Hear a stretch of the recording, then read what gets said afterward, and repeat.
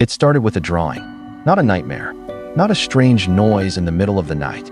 Just a simple picture created by a 6-year-old girl who loved spending her afternoons surrounded by markers, crayons, and construction paper. At first glance, there was nothing particularly frightening about it. But for Martin and his wife, that drawing would open the door to a mystery neither of them could explain. The family lived a quiet life.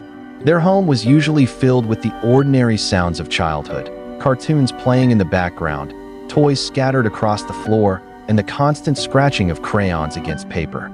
Their daughter, Jess, had always loved drawing. If she wasn't outside playing or watching television, she was usually sitting at her small desk creating colorful pictures. Her parents encouraged it. They bought her everything she could possibly need. A large backpack overflowing with art supplies sat beside her bed. Markers, colored pencils, crayons, sketch pads, and stacks of construction paper filled nearly every corner of her room. Over the years, Jess had produced hundreds of drawings. Most of them were exactly what you'd expect from a child her age. Pictures of animals, pictures of her family, pictures of imaginary castles and smiling stick figures. Nothing unusual, nothing disturbing. Then one afternoon, while cleaning her room, Martin discovered a drawing he had never seen before. The picture showed Jess standing beside a woman. The two were holding hands. At first, Martin assumed it was supposed to be her mother, but the more he looked at it, the more something felt off. The woman wasn't blonde like his wife. She had dark brown hair, different facial features, a completely different appearance. Martin stared at the picture for several seconds before walking downstairs. When he found Jess, he held up the drawing. "Who's this?" he asked casually. Jess barely looked up. "Oh," she said, "that's Lucia." Martin smiled. "And who's Lucia?" The little girl answered without hesitation. "The woman who visits me sometimes." The response sounded innocent enough. Children often invented imaginary friends, but something about the way she said it made him pause. There was no excitement in her voice, no playful imagination. She said it as though she were describing a real person. That evening, Martin showed the drawing to his wife. At first, she examined it with little interest. "It could be anybody," she said. Then Martin added a single detail. "Jess says her name is Lucia." The reaction was immediate. His wife's expression changed. The color seemed to drain from her face. For several long seconds, she simply stared at the drawing. Lucia wasn't a random name. It belonged to her sister, a sister who had died years before either of their children had been born. The room suddenly felt colder. Neither parent spoke for a moment. Eventually, they returned to Jess's room together. The little girl sat cross-legged on the floor, sorting through colored pencils. Martin knelt beside her. "Jess," he asked carefully, "who exactly is Lucia?" Without looking up, she answered, "She visits me sometimes." His wife exchanged a nervous glance with him. "When does she visit?" "Usually at night." "What do you talk about?" Jess shrugged. "Different things." The answer only deepened the mystery. Neither parent wanted to frighten their daughter, but neither could ignore what they were hearing. Trying to stay calm, Martin's wife asked another question. "The next time you see Lucia, could you draw another picture of her?" Jess smiled. "Okay. Try to include lots of details." "Okay, Mom." The conversation ended there, but the uneasy feeling remained. Over the following days, Martin and his wife found themselves paying closer attention. Every time Jess disappeared into her room with her art supplies, they wondered what she might draw next. Every mention of Lucia lingered in the back of their minds. The logical explanation was obvious: an imaginary friend. Children created them all the time, yet the coincidence of the name felt impossible to ignore. Jess had never met Lucia. She had never heard stories about her. There were no photographs displayed around the house. As far as they knew, their daughter shouldn't have known the name at all. The uncertainty slowly settled over the household like a storm cloud. Then, several nights later, something happened that neither parent could easily explain. The family had finished dinner. The house was quiet. Martin and his wife were standing in the kitchen when they suddenly heard Jess talking in her room. At first, neither thought much of it.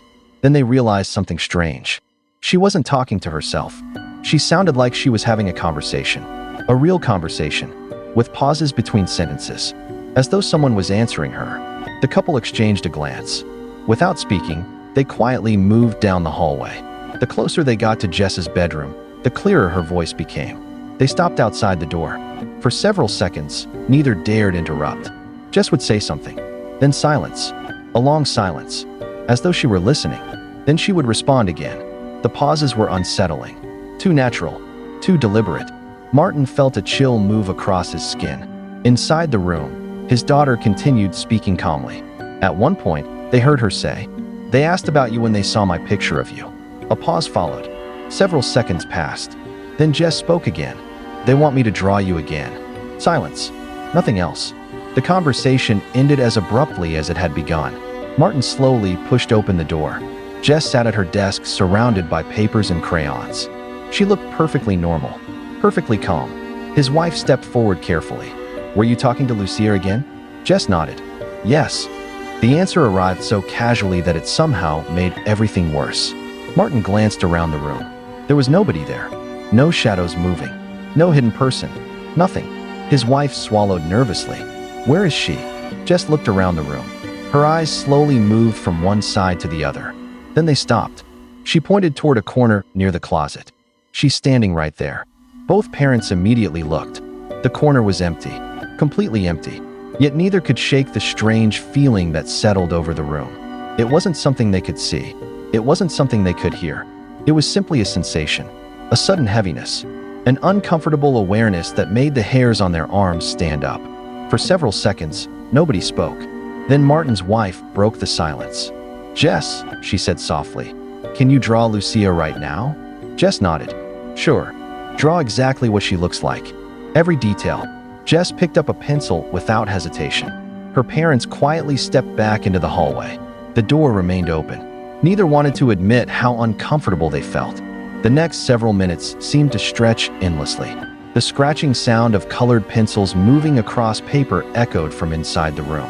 Neither parent spoke much. They simply waited and wondered what their daughter was about to show them. Eventually, Jess called for her mother. Her voice sounded cheerful, excited even, as if she had completed a masterpiece she couldn't wait to reveal. Martin and his wife walked back into the room. Jess held up a fresh drawing. The moment they saw it, both froze. This picture was different. Far different.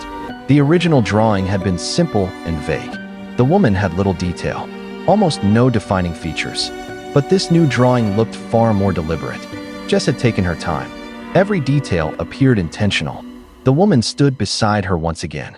Only now, her face was much clearer. Her eyes were blue. Above her upper lip sat a small mole. She wore white clothing. The room fell silent. Martin looked toward his wife. His wife looked back at him. Neither needed to say a word. The details matched. Every single one. Lucia had blue eyes. She had a small mole above her lip. And when she had been buried years earlier, she had been dressed in white. A cold feeling settled in Martin's stomach. The drawing rested in his daughter's small hands while questions raced through his mind. How could she know those details? Who told her? Where had she seen them? The answers didn't exist. Lucia had died before Jess was born.